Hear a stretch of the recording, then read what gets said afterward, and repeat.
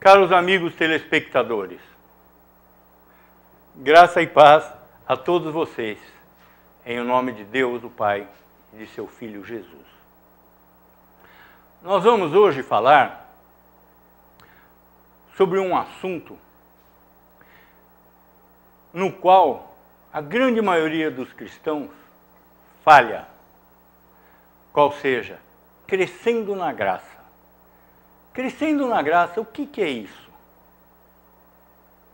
Vejamos o que nos diz a Escritura. Segunda carta do apóstolo Pedro, capítulo 3, verso 18. Antes, crescei na graça e no conhecimento de nosso Senhor e Salvador Jesus Cristo. A Ele seja a glória, tanto agora como no dia eterno. Deus aqui está nos ordenando que cresçamos na graça. O que é crescer na graça?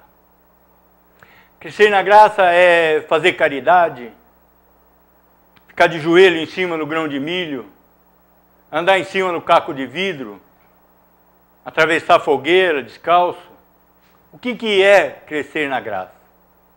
Fazer voto de pobreza? Abster-se de todas as coisas?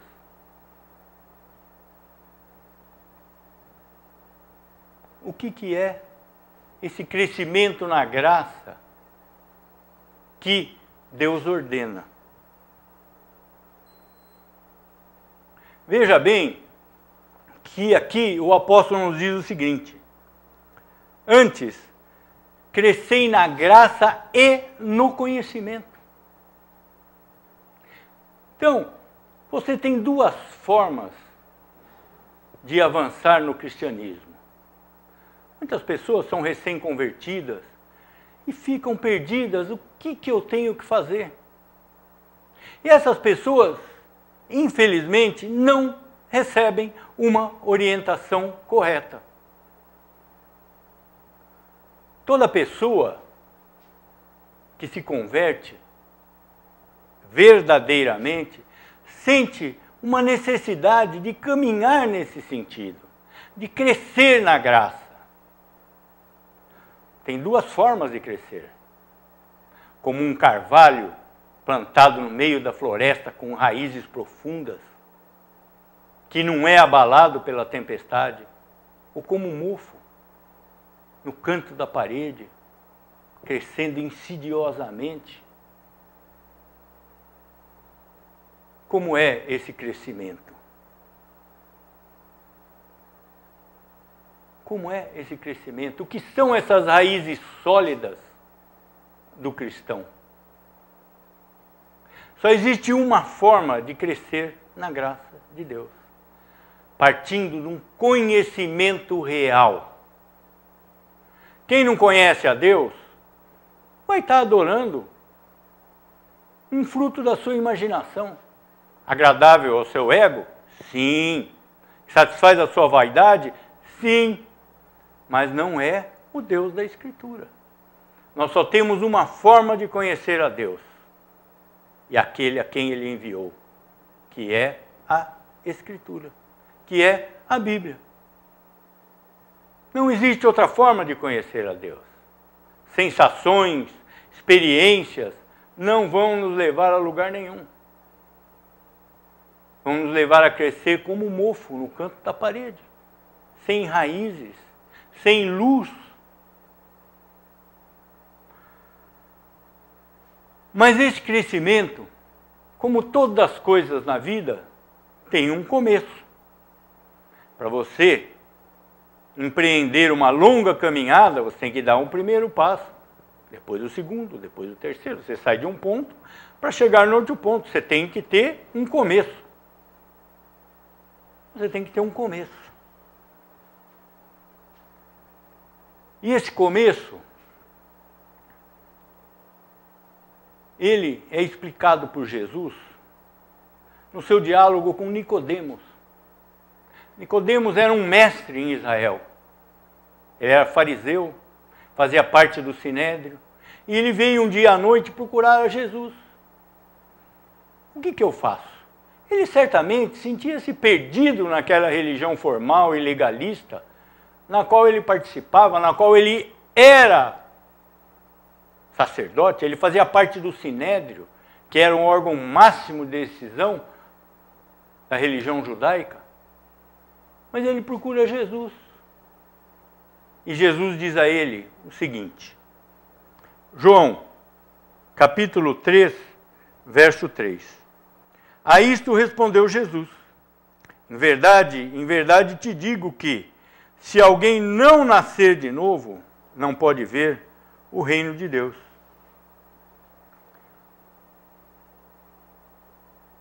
O que é esse novo nascimento?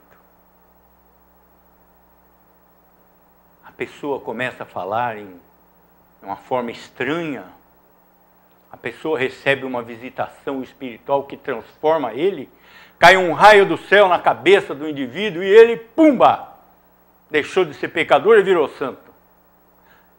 Todos nós sabemos, por experiência própria, por observação, que isso não existe. Mas esse conhecimento, por experiência própria, por observação, não serve para que caminhemos na vida cristã. O conhecimento vem pela palavra de Deus. E a palavra de Deus está unicamente na Escritura. Esse nascimento, ele não parte do homem. Que homem ou mulher decidiu que haveria nascer desse pai ou daquela mãe? Quem jamais decidiu nascer em tal e tal país? Nós não temos domínio sobre o nosso nascimento físico. Como teríamos domínio do nosso nascimento espiritual, que é algo extremamente mais sério? O nascimento espiritual é determinado por Deus, naquele momento escolhido por Deus, possibilitado pelo sangue de Cristo e operado pelo Espírito de Deus. Esse é um novo nascimento. Novamente, o apóstolo João nos diz, Evangelho de João, capítulo 1, versos 12 e 13. Mas, a todos quanto o receberam, deu-lhes o poder de serem feitos filhos de Deus, a saber, aos que creem no seu nome, os quais não nasceram do sangue, nem da vontade da carne, nem da vontade do homem, mas de Deus. Então o apóstolo João, logo no primeiro capítulo do seu evangelho, nos deixa muito claro que aqueles que recebem a Cristo, aqueles que nasceram do Espírito, não nasceram da vontade do homem, nasceram da vontade de Deus. Isso nos deixa perdidos? Isso nos deixa impotentes? De forma alguma. De forma alguma.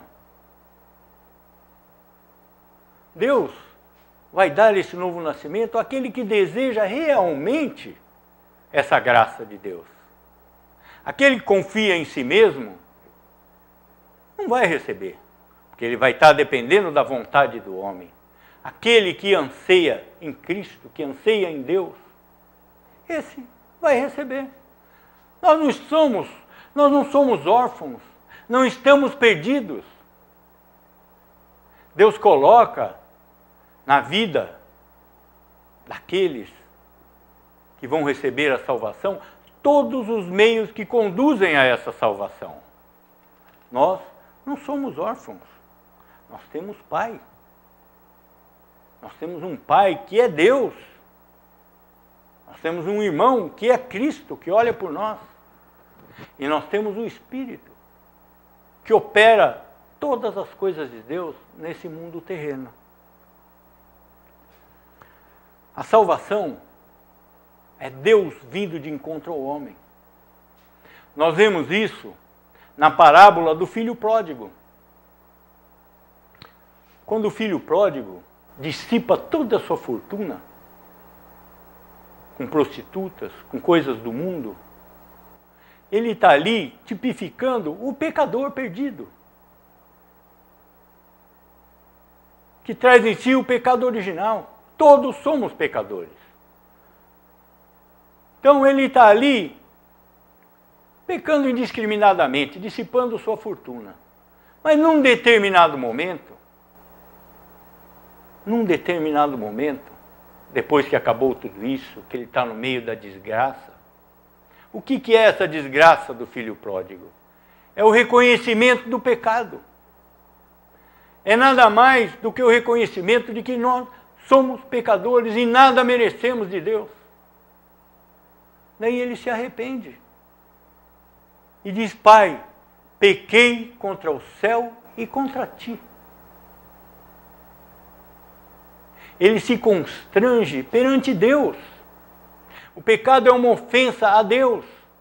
Ele está ali se arrependendo, colocando sua vida nas mãos de Deus.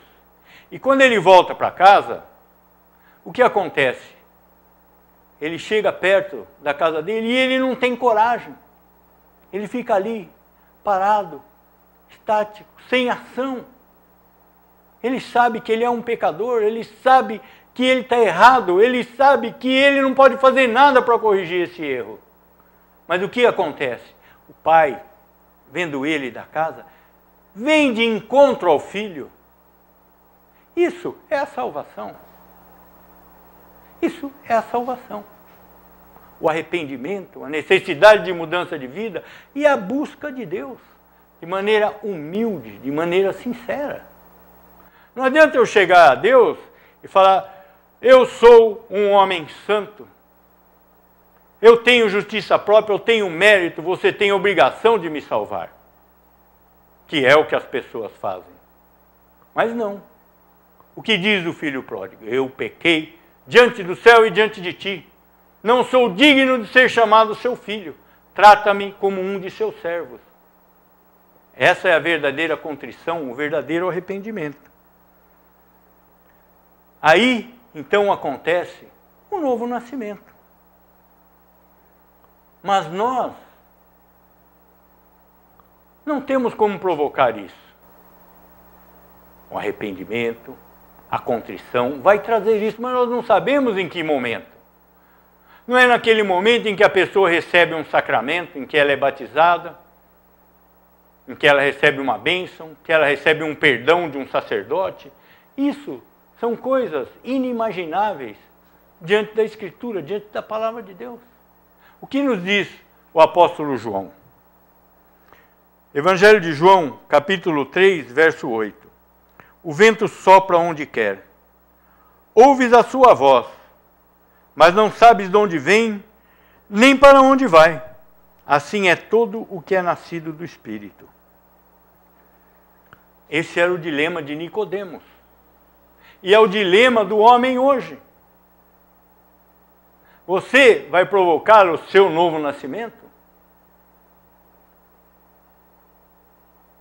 A Bíblia não nos traz essa oportunidade, não nos traz essa perspectiva, não nos traz essa prerrogativa.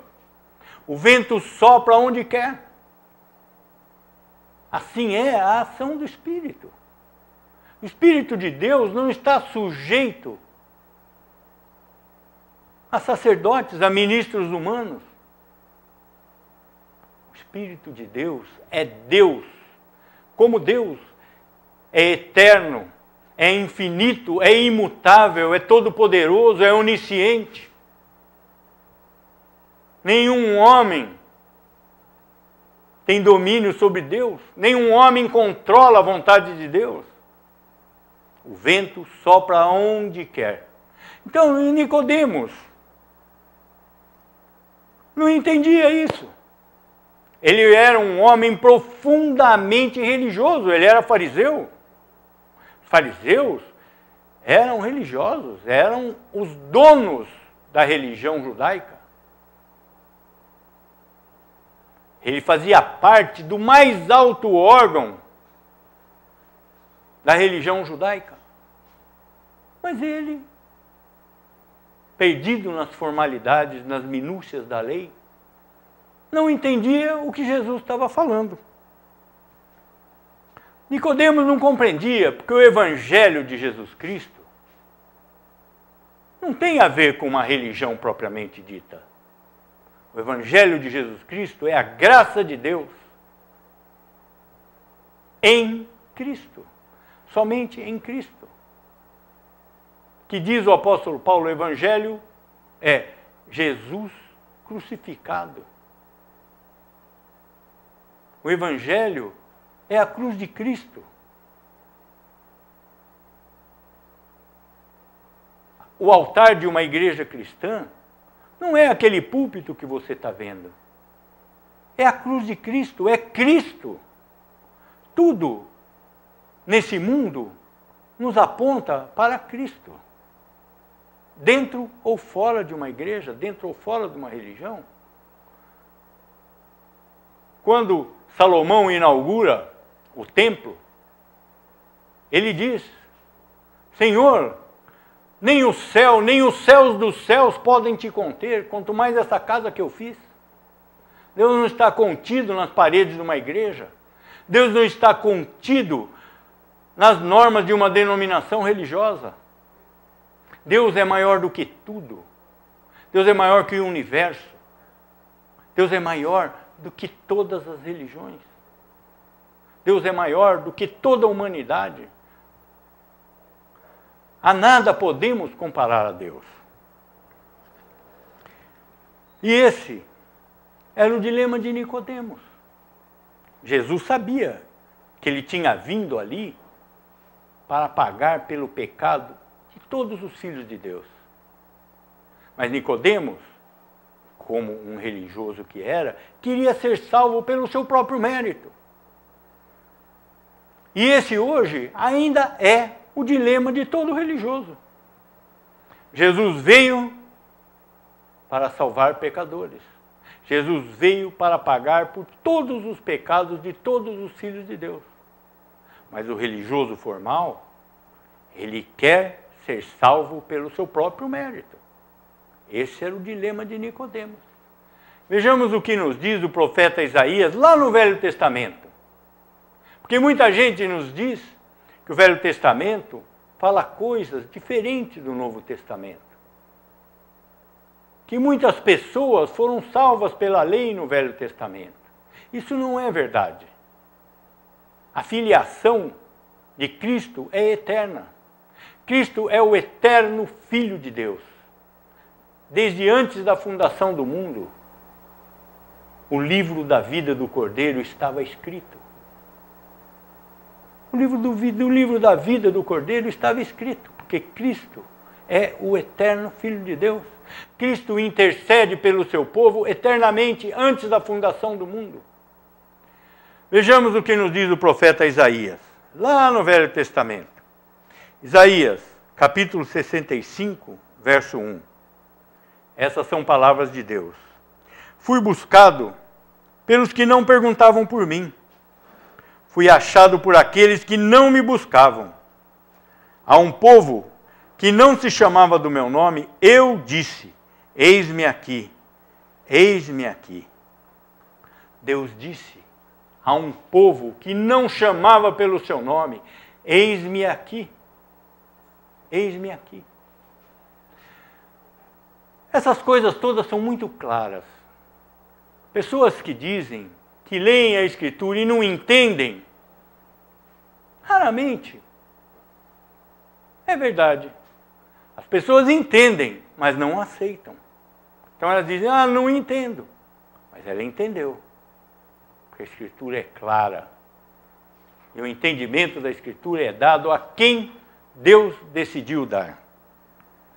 Em sua consciência, o homem sabe que existe Deus.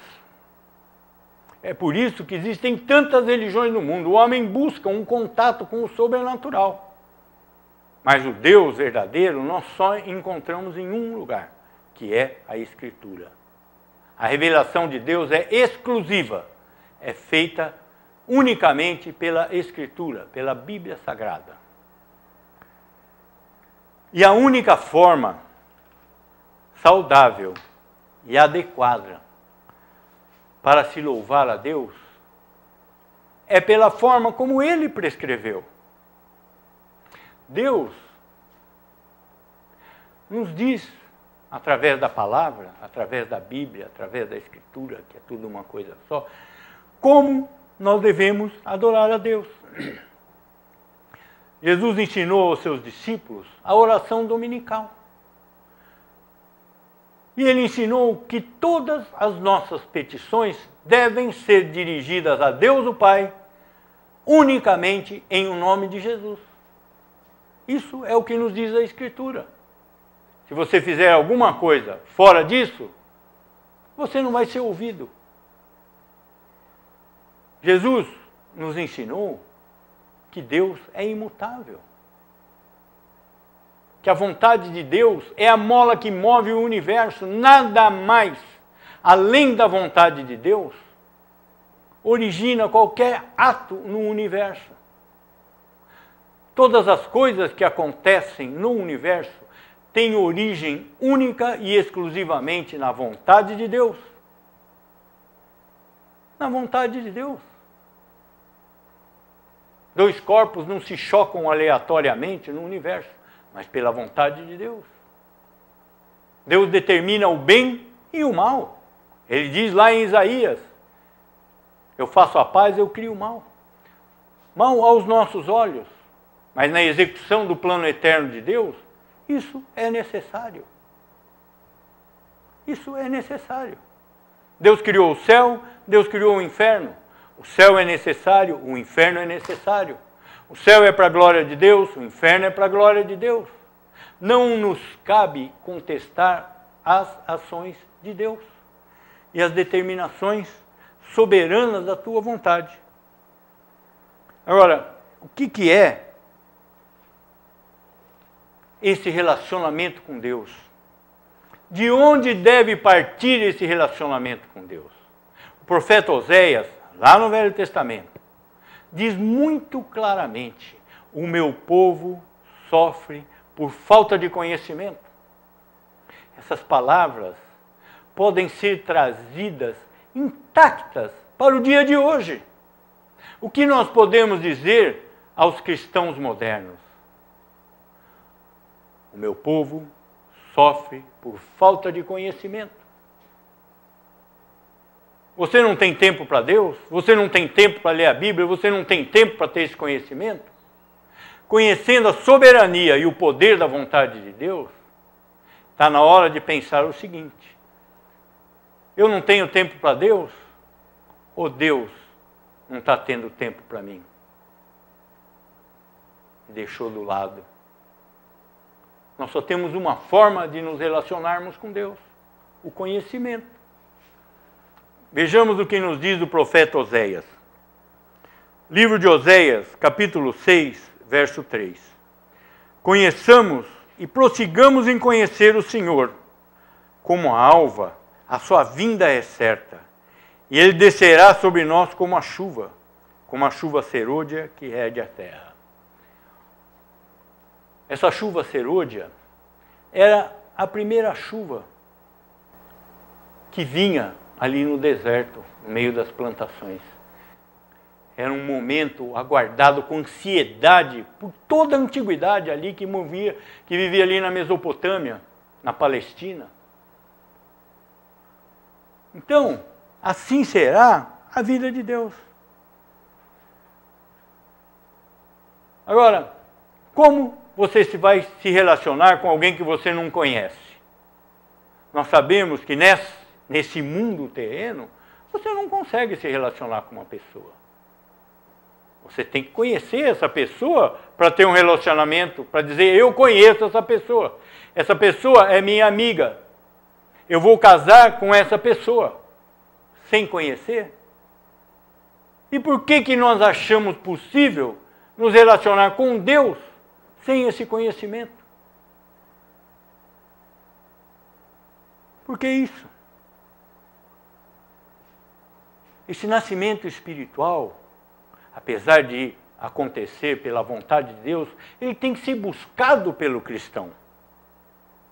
O fato de que a vontade de Deus é a origem de todas as coisas não justifica que a pessoa seja omissa, que a pessoa seja preguiçosa. Nós sabemos que tudo provém de Deus, mas nós vamos correr atrás, nós vamos lutar por isso.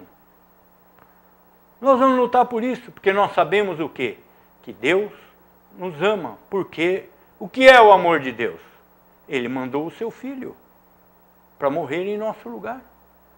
Que nos diz o apóstolo Paulo, livro de Romanos, capítulo 5, verso 8. Mas Deus prova o seu próprio amor para conosco, pelo fato de ter Cristo morrido por nós, sendo nós ainda pecadores. Todas as pessoas que foram salvas pela morte de Cristo eram pecadores e continuam sendo pecadores. O justo é Cristo, não é o pecador salvo. O crescimento na graça, que é sobre o que nós estamos falando hoje, não é estar mais salvo do que no momento da conversão. Ninguém é mais salvo, todo mundo é definitivamente salvo por Deus. Jesus Cristo nos diz que Ele nos dá a vida eterna. O crescimento não é estar mais perdoado do que no momento da conversão. O perdão é eterno porque é em Cristo. O crescimento não é estar mais justificado do que no momento da conversão. A graça de Deus é definitiva, a salvação em Cristo é definitiva. Não podemos confundir o crescimento na graça com a salvação. Então nós vamos terminando o nosso bloco de hoje por aqui. Lembrando de todas essas coisas. É necessário que cresçamos na graça. Mas esse crescimento não significa estar mais salvo, estar mais perdoado e estar mais justificado. Esse crescimento na graça não significa que um crente maduro, antigo, está mais salvo do que um crente recente, que acabou de ser convertido. Nós daremos continuidade a esse assunto no nosso próximo bloco. Por enquanto, oremos. Pai nosso que estás no céu, santificado seja o teu nome. Venha o teu reino. Seja feita a tua vontade, assim na terra como no céu. O pão nosso de cada dia nos dá hoje. Perdoa-nos as nossas dívidas, assim como temos perdoado aos nossos devedores. Não nos deixes cair em tentação, mas livra-nos do mal, pois teu é o reino, o poder e a glória para sempre. Amém.